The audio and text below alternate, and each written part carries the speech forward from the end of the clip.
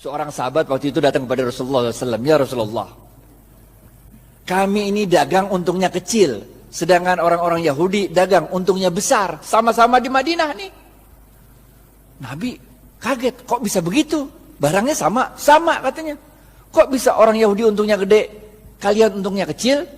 Para sahabat menjawab, kami kalau dagang ngikutin caramu berdagang ya Rasul. Rasul tambah kaget lagi lah. Bagaimana caranya? Kami kalau dagang jujur. Kalau orang mau beli 1 kilo, saya nggak ngurangin timbangan, tetap 1 kilo. Kalau mau beli 1 meter, tetap 1 meter, nggak ngurangin ukuran. Sedangkan orang Yahudi, kalau dagang, curang, ngurangin timbangan, ngurangin ukuran. Makanya labanya, untungnya gede. Sedangkan kami untungnya kecil. Udah jujur belum tuh? Udah jujur belum tuh? Udah jujur kan? Udah jujur kan? Apa kata Rasul? Cara kalian berdagang salah. Maukah aku beritahu bagaimana cara berdagang yang benar? Rasulullah SAW mengatakan, kalau ada orang mau beli, ente jangan kurangin, ente lebihin. Ngerti gak? Ngerti gak? Zaman saya kecil tuh, kalau orang jual kacang tuh, habis di sendok 2 biji, ditambahin dikit, biar anget. Ngerti gak? Kalau jual duku tuh, habis ditimbang, tambahin dikit, biar anget. Bener gak? Jual daging, potong tuh, habis itu tambahin dikit, biar anget. Tahu gak? Apa yang kejadian? Orang-orang yang biasa belanja di pasar Madinah, orang Yahudi, sekarang pindah ke tempatnya orang Muslim. Karena pertama, orang ngomong dari mulut ke mulut. Kalau belanja di pasarnya orang Islam aja enak, 1 kilonya berat. Kalau tempat orang Yahudi 1 kilo. Enakan pasar orang Islam kalau 1 kilonya banyak. Kalau tempat orang Yahudi 1 kilonya dikit. Ini rahasia yang pertama. Rahasia yang kedua, tiap kali dia jualan kan berarti dia sodakoh. Ngelebihin, bener gak? Kalau sodakoh ente ngundang barokahnya Allah. Paham gak? Paham gak? Jadi Bapak Ibu sekalian, ini kita tarik 2 pelajaran penting. Yang pertama, kalau bisnis jangan curang. Ngapain bisnis curang? Bener gak? Kita orang Islam men. Kalau ente orang Islam, sholat tapi bisnis curang, enggak oke. Yang pertama nih, bisnis jangan curang. Jangan ngurangin timbangan, jangan ngurangin hak pembeli. Yang kedua apa ya? Yang kedua, kalau bisnis itu banyakin sodakoh, ngejar barokah. Makanya kita diajarkan oleh Rasulullah SAW sebuah doa yang sangat ada yang tahu doanya? Doa mau makan, doa mau makan, doa mau makan, doa mau makan, doa mau makan. Woi gocap woi, ya bu. Allahumma barik lana, gocap. Allahumma barik lana fima rozaqtana wa qina azabannar. Wahai Allah, berkahilah seluruh rezeki yang Engkau berikan pada kami dan jauhkan kami dari siksa api neraka. Ini doanya begini nih. Paham gak? Jadi kalau bisnis mau sukses, pertama ente kudu jujur. Tapi jujur aja kagak cukup. Kita juga harus cerdas, harus fatonah, harus tabligh, benar ya? Ente jujur tapi bego, ya udah ente selamat dunia tapi ente senep. Ente harus jujur, cerdas, dan jangan lupa apa? Cari barokahnya Allah.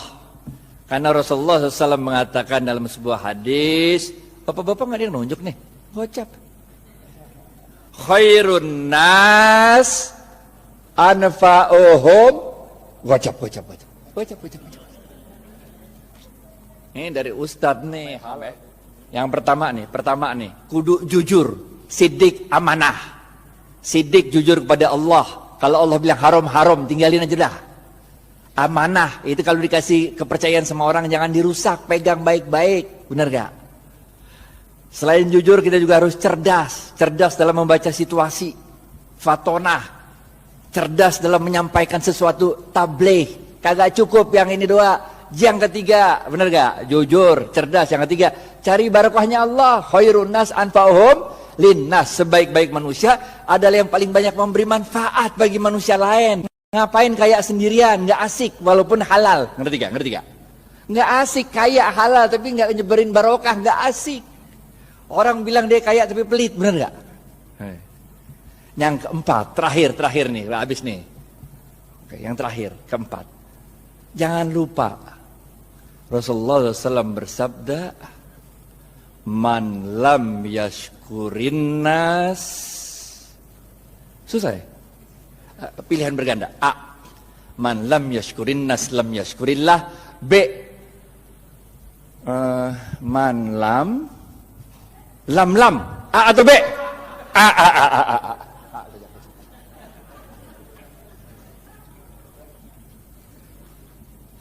Ingat Bapak Ibu sekalian, kita ini bukan Rasul, bukan Nabi. Kalau Rasul sama Nabi ada masalah, doa dikit, Allah kirim pertolongan pakai malaikat. Ya kan, ya kan? Nabi Musa, depan laut, belakang Fir'aun. Masalah kan? Doa dikit, laut merah kebuka, jalan baik-baik dah. Bener gak? Fir'aun ngikut dari belakang, doa lagi dikit, ketutup laut merah, mati Fir'aun. Bener gak? Nabi Ibrahim dibakar hidup-hidup sama Namrud. Doa dikit, berasa dingin tuh api. Bener gak? Nabi. Lah kita ini manusia, Pak. Coba aja ibu pulang ntar, coba bakar tangan kalau nggak gosong, bener gak? Caranya Allah nolongin kita dengan menggerakkan makhluk-makhluknya untuk nolong kita. Itu sebabnya man lam yashkurin nas lam yashkurillah. Siapa-siapa yang tidak dapat berterima kasih pada manusia, pada hakikatnya dia tidak bersyukur kepada Allah. Nih nomor 4. Ente sukses bisnis, ente jangan merasa sukses itu karena diri ente. Tapi karena Allah menggerakkan makhluk-makhluknya supaya kita sukses. Emang bisa hidup sendirian?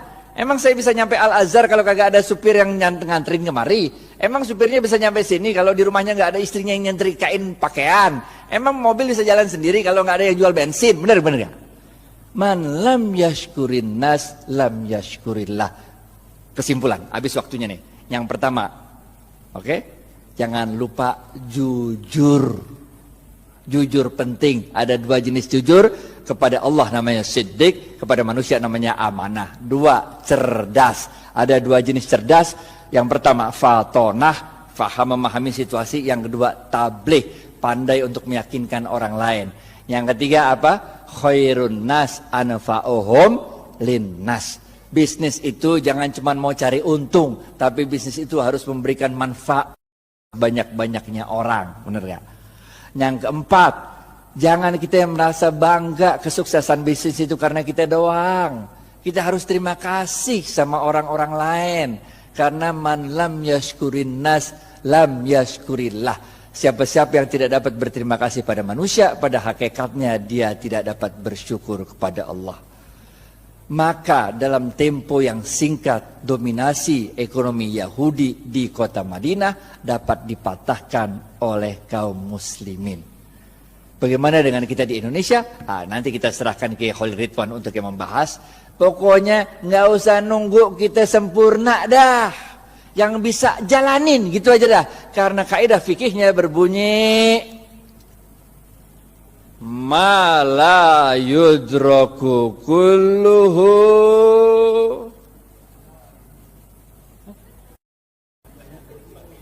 ma la yudraku kulluhu la yudraku kulluh. Kalau engkau tidak dapat melakukan kebaikan itu 100%, jangan engkau tinggalkan kebaikan itu 100%. Jangan nunggu sempurna baru kita lakukan. Lakuin dulu, nggak usah nunggu tajwid, makhraj sama tahsinnya benar, nggak usah, sholat aja sholat, benar kan? Nggak usah nunggu kita sempurna baru kita jalan, nggak usah, jalanin aja dulu dah. Karena dalam sebuah hadis qudsi Allah mengatakan, amalkan apa yang engkau ketahui, niscaya akan aku beritahu apa yang tidak engkau ketahui. Jalanin aja, jalanin.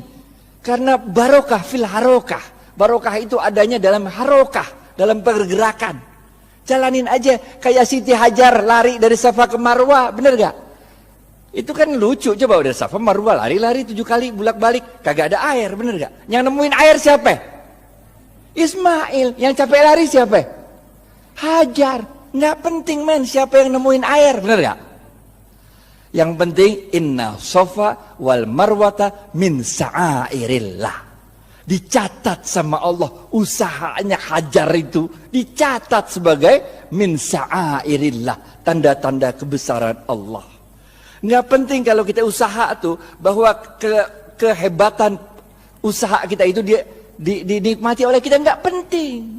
Bahkan ketika besok pun mau kiamat, kalau punya bibit lu tanam, ngerti gak? Terima kasih banyak. Billahi taufiq wal hidayah. Assalamualaikum.